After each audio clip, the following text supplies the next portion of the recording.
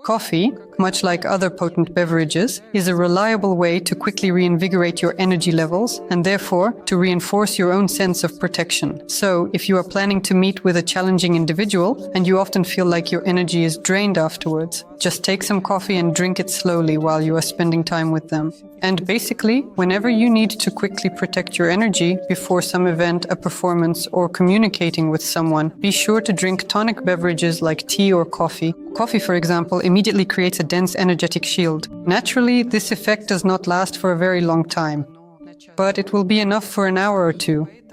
And that's why individuals who often crave coffee or tea are those who need to boost their energy. In other words, it's a need to protect and activate their biofield for a certain period of time. Naturally, this isn't the healthiest way to boost your energy, but nevertheless, it does have its place. Well, that's a specific case, actually, regarding the idea that the field gets activated, although that really can happen. That is, when you use substances, and these are nothing other than substances, which can even be medications. By affecting yourself through the physical body, you also influence your energy, and some substances can cause a surge of energy. She is absolutely right in saying that this is a temporary effect, that this effect potentially leads to nothing good because it is unnatural for the body. But the effect is still there. The real question is actually something else entirely. If you find that you can't communicate effectively or naturally with another person, maybe you should shift your focus away from these external substances and instead work on your own inner ability to communicate. In other words, try to be more fiery, more stable, more harmonious, and more directed in this regard, rather than relying on these substances, which will inevitably wear off quickly and whose effect on you will weaken. That's right. So this definitely has its place. It's not a solution. It's a situational fix to the problem. It can't be a regular solution. So, am I correct in understanding that in this case, such stimulating drinks, that is caffeine, can affect a person's energy field, strengthen it? It affects the physical body. The physical body creates different conditions for the energy field. The energy field responds to this. But look, it's not all so straightforward and rosy here. For example, if a person is feeling nervous or agitated and then they drink coffee, their nervousness and unstable psychological state will only intensify.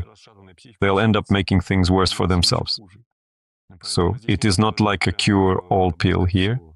For example, if you are going to take a very important exam or play a complex musical piece that you might not know perfectly yet, and you realize that you could easily make a mistake, and then you start to drink all sorts of different stimulating substances. You'll start shaking even more. So why do that? It doesn't make sense. That's why your actions should correspond to the actual situation and be appropriate. If you can't stand a person, why are you even interacting with them at all? If you don't want to interact with them, why poison yourself and get nervous? Yes, there are circumstances where you can't choose in the moment. Fine, you made use of that, but that's not a reason to always rely on it. It's a reason to change your life, so that you don't have to take any substances or interact with such people. You can control your own life.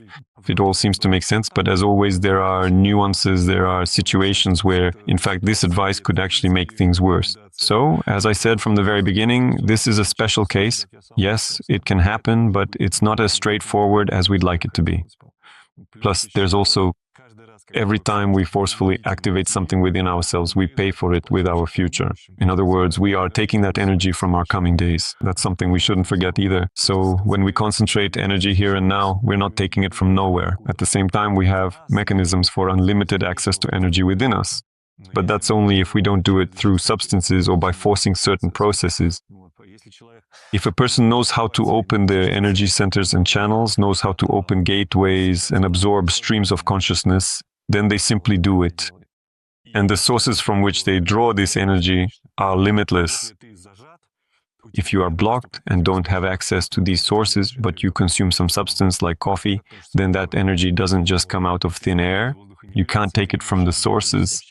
So you end up taking it from your own future or from your reserves, probably from the joint center. Accordingly, there's already less of it there. And so you do this once, twice, 3 times, but are you replenishing those reserves? It's unlikely.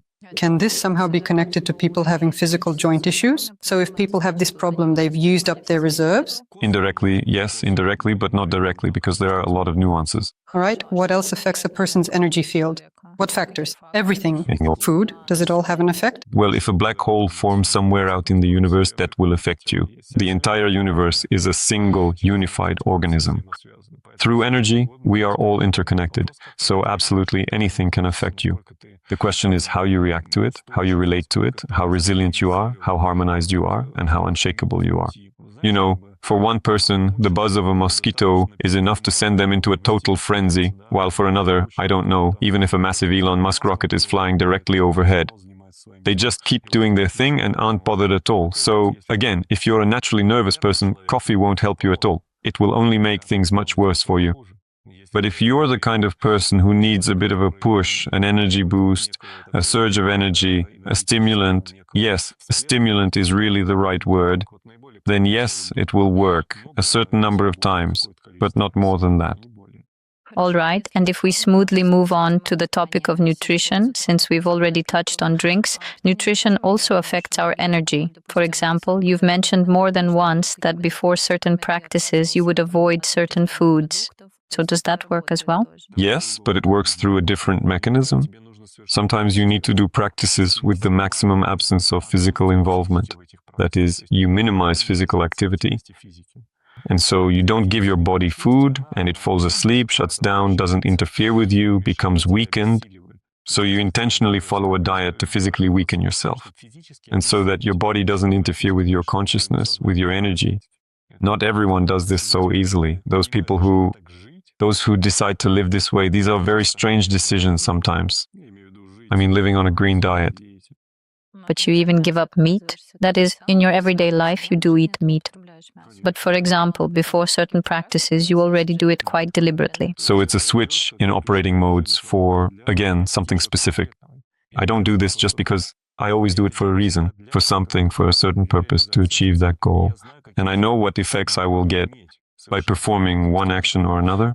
For example, if I need to make my body as detached as possible, yes, I will deprive it of high-calorie food, I will deprive it of meat, I will deprive it of those specific kinds of foods that give strength, mobility, tone, and vital physical energy.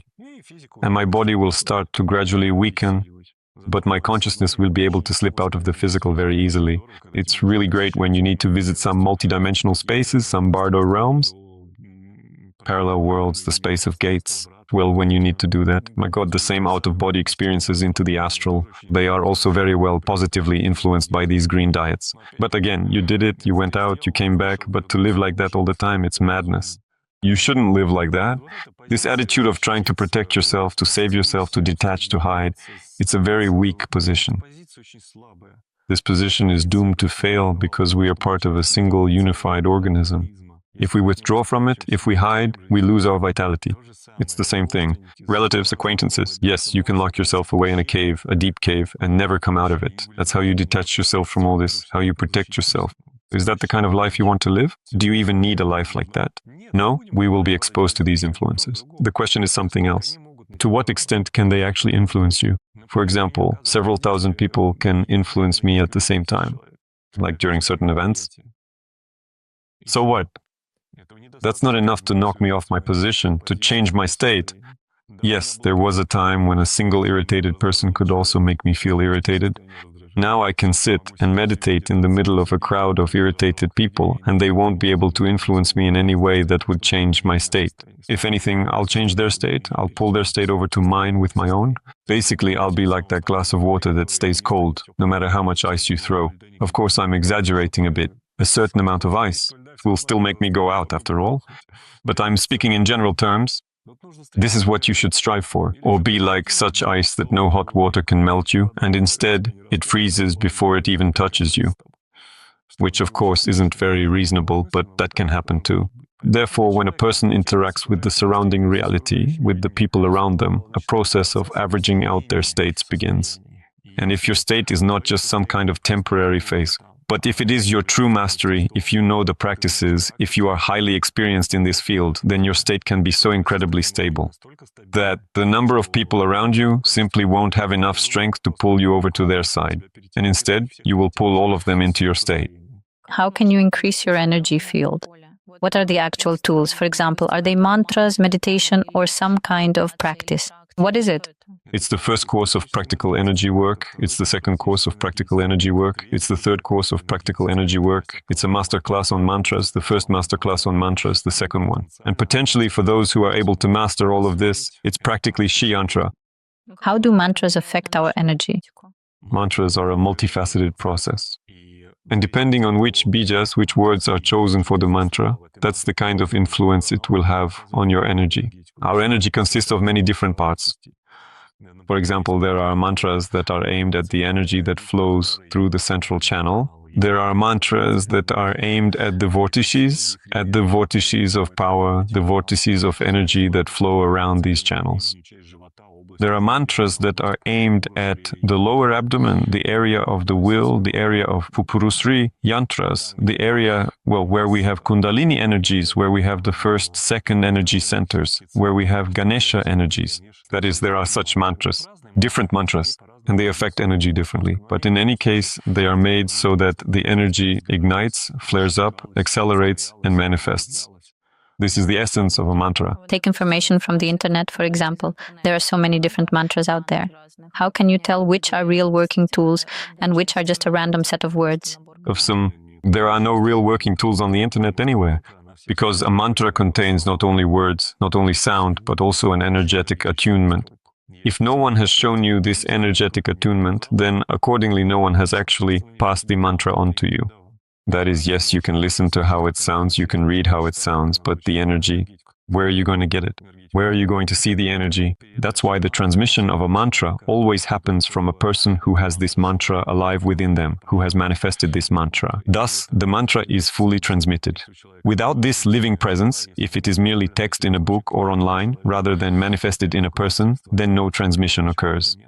And it will work in a very questionable way. Most likely it won't work at all. It's like a little song, it won't work. Can mantras be considered an additional tool? For example, if a person hasn't practiced before, can they just start with a mantra? Or is it still better to start with something else? Yes, you can start with anything, as long as you don't stop. But again, regarding mantras, surely there have been situations in your life when one person sang a song and you thought, well, yeah, maybe the lyrics are kind of cool. And then another person sang the same song and you're like, wow, how did they perform it? God, it just brings tears to your eyes. Even though it's the same song, it's just that one person sang it mechanically, automatically, and the other sang it with soul. That's exactly what the mantra is, where it's done with soul. But a book can't show you a mantra with soul. Yes, you can start with a mantra. There are introductory beginner mantras. At the masterclass dedicated to mantras, I showed 10 mantras. And among them, there are the first 3, which is where everything begins. And in my tradition, when people were learning, they started right away with a mantra. No one waited for anything there. How do you feel, for example, about methods like spiritual cleansing? Or protection rituals? Or maybe certain objects like crystals and stones, used as amulets? These things have their place, they work, but they deprive you of freedom, they make you dependent, they make you vulnerable. Yes, you can make this crystal, and it will protect you, but this crystal can be broken, and then it won't protect you anymore, and you don't know what to do without it. Yes, you can protect yourself, but let's be honest, if you live a life where you constantly need protection, sooner or later something will get to you. Why live a life where you have to protect yourself? So it's a rhetorical question. And a person who asks this question is already implied to be knee-deep in problems. And you're just postponing the inevitable. Yes, you can do all that. It all has its place in the spiritual sense. But sooner or later, you won't be able to do it anymore. If you are truly living, you don't need to protect yourself from anything. When your heart is filled with love, when there's fire in your energy, you simply enjoy this life, fulfill your intentions without burdening your mind with all sorts of protection. From what? From fulfilling your intention to protect yourself? No. And nothing else can appear in your life if you are sincere, if you are honest, if you follow it impeccably. Thank you for your answers. Write your questions, impressions, and comments. We will be glad to hear them 95% of people don't even realize that within them lies a power that grants access to any possibility, a successful business, strong relationships, health, and self-fulfillment. It allows you to hear your soul and remember your true nature, your divine nature. This power is your energy. When it is blocked, you feel tired and upset. But when your energy flows freely and without obstacles, you are full of strength and capable of achieving any goal. Everyone can feel the movement of energy in their body. Are you ready to see this for yourself right now? I've prepared a practice where, in just 3 minutes, you'll become aware of the state of your energy and be able to activate the inner power that has been blocked for many years. The practice is available for a limited time. Right now, follow the link provided below the video and unlock the incredible source of power within yourself.